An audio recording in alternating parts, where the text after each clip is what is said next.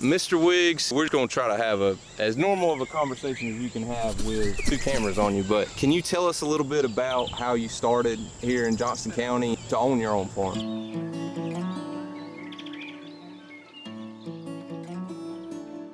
My parents were sharecroppers. We didn't own it. You never know from one year to the next if you're going to be in that particular farm or not. The landlord controls that.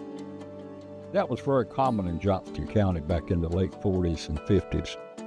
Spent 2 years in the United States Army. When I came back, my dad was still sharecrop farming. That environment was not what I wanted. I wanted a permanent place for them to live, and the lady that owned a small farm that we were farming sold the farm to us.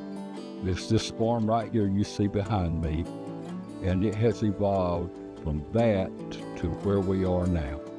Worked at night in Raleigh at A&P Grocery Warehouse and farmed in the day to pay for the farm. Went 3 days without sleep many times and worked all day in the tobacco fields. But the year after we bought the farm, my dad passed away. My mother still had 5 children that were school age going to school. I was so invested in the farm that I didn't want to leave it. I wanted it to be like this forever.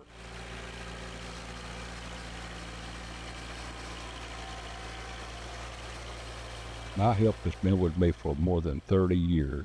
I think they're a part of my extended family. They came here as children, really, from Mexico back in the 1980s.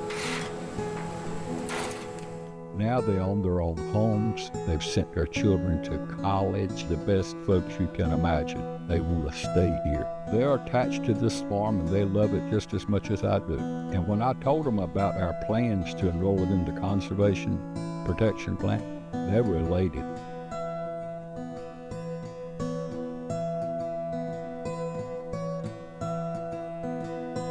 I heard about it really by just a neighbor. And I said, well, I have an estate plan, but it doesn't go but just a few generations, and then it goes away, and then they can do what they want to with it, and I don't want that. And he said, well, you need to go see Greg. And I did, and that's how we got started almost 3 years ago. We have grown to get to know Mr. Wiggs very well. If you listen to him talk about how he's come through from childhood to where he's at, this farm means a lot to him. Johnston County is losing farmland at an alarming rate. Our objective is to protect farmland.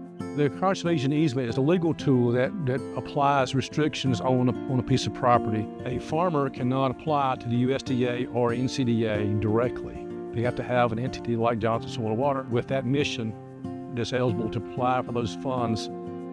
I would say that if you want your farm to be a legacy, something that will have your name on it forever, and you will have that farm out there to remind folks of what you did all your life, I think it's really worthwhile. We have an annual workshop each year to try to put the topic out of conservation easements and farmland loss, simply advise our public what an easement is and what it isn't, what are the restrictions. Then at that point in time, they can take that information and say, this is something that I'm interested in, or it's not for me. We don't twist any elbows. If this interests you, come at scheduled time, we'll talk more specifics. To me, it's important too to have a sense of belonging to this place.